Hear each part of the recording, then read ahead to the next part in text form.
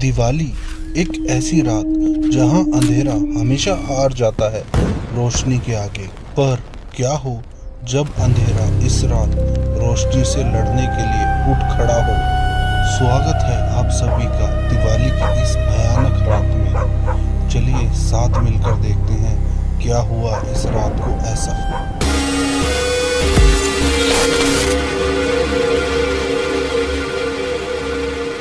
ये कहानी है लखनऊ के एक पुराने मोहल्ले की, जहां दिवाली के दिन हर साल दिए और पटाखे जलाए जाते हैं। पर उन लोगों को क्या पता था इस साल का त्योहार कुछ अलग होने वाला था। रिया और उसका भाई दिवाली के दिन घर की साफ सफाई और सजावट की तैयारी कर रहे होते हैं। तभी रिया देखती है सामने वाला घर जो सालों से बंद पड़ा था, पर आज उसके अंदर से एक रोशनी आ रही थी। रिया अपने भाई को बताती है, पर उसका भाई मजाक उड़ाते हुए बोलता है, शायद कोई भूत दिवाली मना रहा होगा। जैसे ही रात के 12 बजते हैं, पटाखों की गूंज कम हो जाती है और मोहल्ला एक अजीब सी खामोशी में डूब जाता है। फिर रिया दोबारा उस सामने वाले घर को देखने बाहर आती है और वो देखती है क्या अभी भी वो रोशनी आ रही थी। जैसे ही रिया सामने वाले घर को देखती है वो और घबरा जाती है, क्योंकि वो रोशनी अब पहले से ज़्यादा हो गई थी। फिर रिया और उसका भाई डिसाइड करते हैं कि वो दोनों उस सामने वाले घर में देखने जाएंगे कि वहाँ क्या है ऐसा। जैसे ही रिया और उसका भाई उस घर में जाते हैं, उन्हें एक अजीब सी सरसराहट की आवाज़ सुनाई देती है। रिया उस रोशनी को ढूंढ ही रही थी कि तभी उन दोनों की नज़र कमरे की दीवारों पर जाती है और वहाँ पे ऐसा लगता है जैसे कोई चुपचाप पीछे से आकर इन दीवारों पर कुछ अजीब सी तस्वीरें बनाकर चला गया है। तभी रिया की नज़र उन तस्वीरों में से एक अजीब सी तस्वीर पे जाती है, जिसमें दिवाली की रात में एक आदमी इस घर के अंदर अकेला खड़ा था।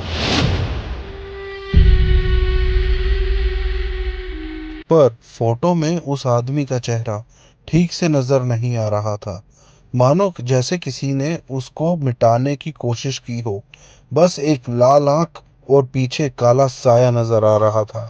तभी हवेली के अंदर एक हल्की सी आवाज आती है। Oh my God! मानो What was जैसे that? किसी ने धीमी आवाज में रिया का नाम पुकारा हो। ये सुनकर रिया का भाई डर के मारे चिल्ला देता है, पर तभी रिया उसे समझाती है शायद कोई हवा चली होगी। जैसे ही वो दोनों उस घर के सबसे पुराने कमरे में जाते हैं, तभी अचानक से एक आत्मा उनके सामने आ जाती है।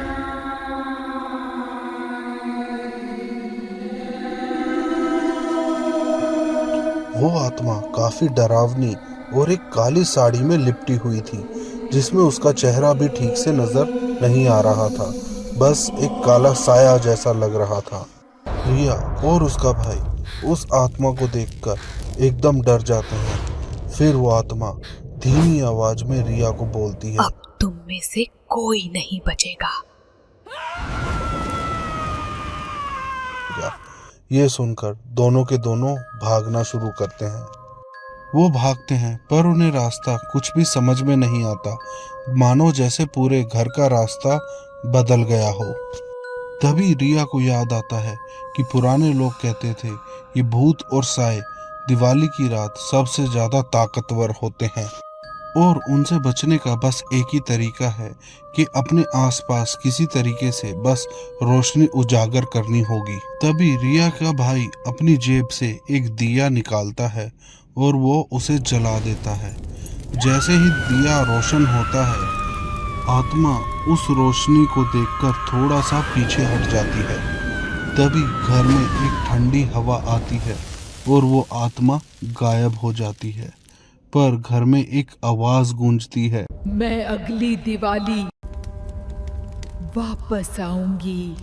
फिर रिया और उसका भाई भागकर घर के बाहर आ जाते हैं और फिर वो कभी भी पलटकर उस घर के अंदर नहीं जाते हैं, पर कभी कभी रात को जब भी वो उस घर की तरफ झांकते हैं तो उन्हें ऐसा लगता है जैसे कोई उनको देख रहा है। एक काला साया उन्हें हमेशा खिड़की पर नजर आता है। अगर आपको ये कहानी अच्छी लगी हो तो वीडियो को लाइक करें और चैनल को सब्सक्राइब करें। अब हम आपको मिलेंगे अगले शनिवार रात को, क्योंकि हर शनिवार भूतिया वार।